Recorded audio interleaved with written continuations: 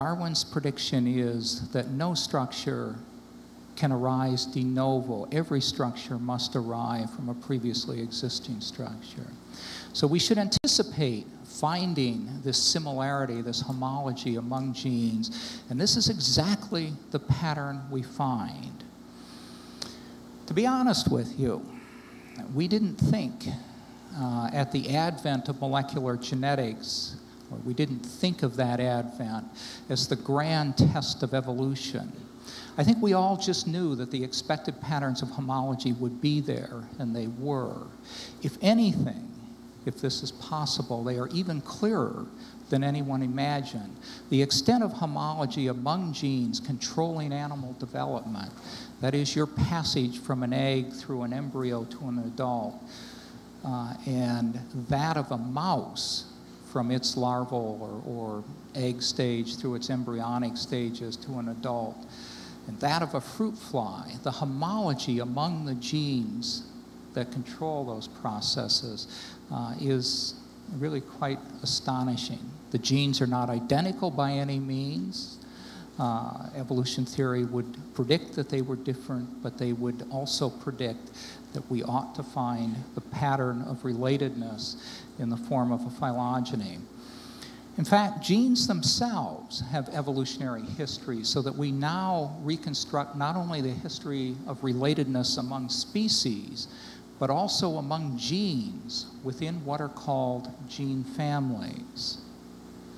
The globin gene family, each and every one of us has a large array of genes that code for our globins, which are important proteins in blood and in oxygen transport. The globin gene family is perhaps the best known example, but it is only one of a myriad of examples. And in fact, it is difficult to find a gene that doesn't belong to a gene family. If Kent wants to convert me from an evolutionist, all he needs to do is to show me a consistent pattern where genes within the genome appear to have arisen de novo. That is, are not related to other genes, or where genes compared among species are not similarly related. Kent was kind enough to send me a videotape of one of his previous debates. Frankly, it wasn't nearly as slick as the presentation that he gave today, and I'm kind of wondering if I haven't been set up here. But in viewing the tape, it's easy to see why he's a formidable advocate of the creationist position. He is articulate, he knows his position well, and he is really quick on his feet. He is especially quick at rattling off facts that call into question almost all of the evidence normally put forth by evolutionists.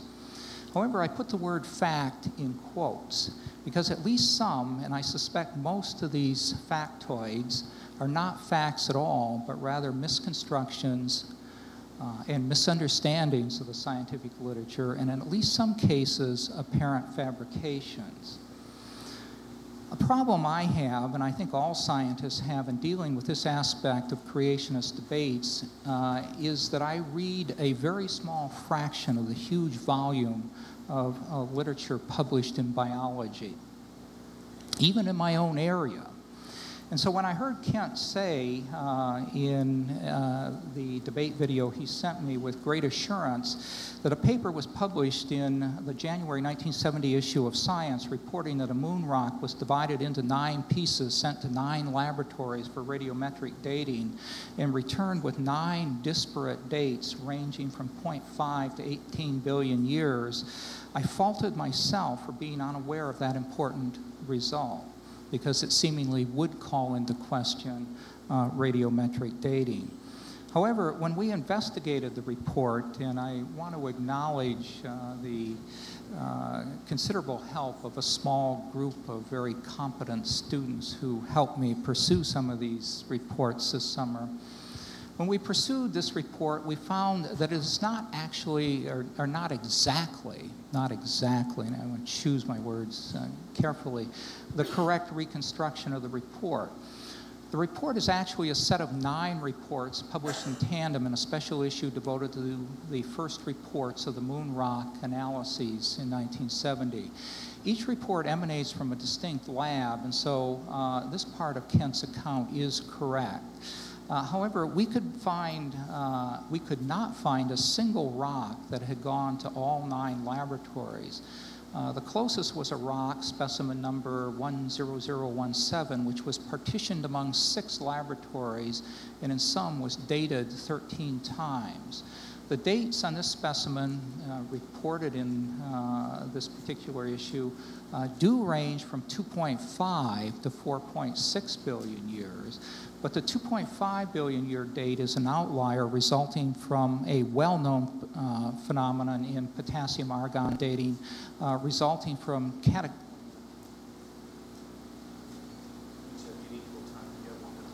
Okay. I have 1 minute remaining, I'm told.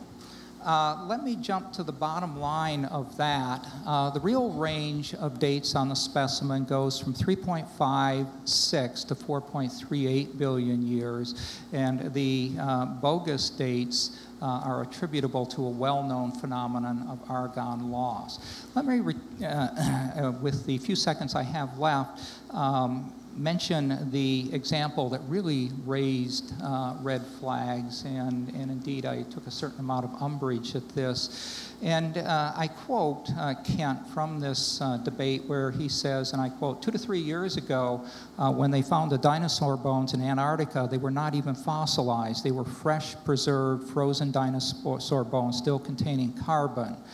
They didn't carbon date them because it would have come back with a date less than 50,000 years. This raised alarm flags in me because it is so close to my area that I felt that I would have known about this if it were a fact. I did a quick literature search using the wonderful computerized literature search systems we had, could find no such reference. I called a paleontologist, Bill Hammer, who discovered the only dinosaur bones to be discovered in the Antarctic. I read the quote to him. He said, he knew of no such specimens. Hammer's 1991 specimen remains the only dinosaur bone from Antarctic proper, and it was completely mineralized. So I simply caution you, these facts that come out, don't take them at face value. For that matter, don't take what I say at face value. Open up your minds, go to the library. If something sounds odd, investigate it yourself. And with that, I'll cease and desist for the moment.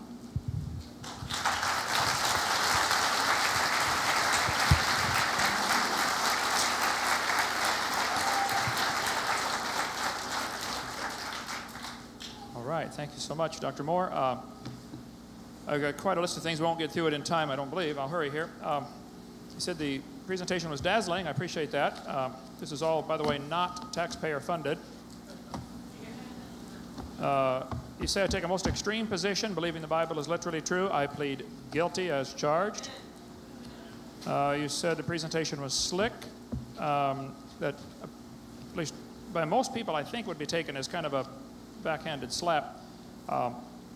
Quick rattling off of facts that are misconstrued, I would interpret that to be a lie. I would be glad to defend, anything I've said. Take one topic at a time. Professional debater, make my living at it. I paid $9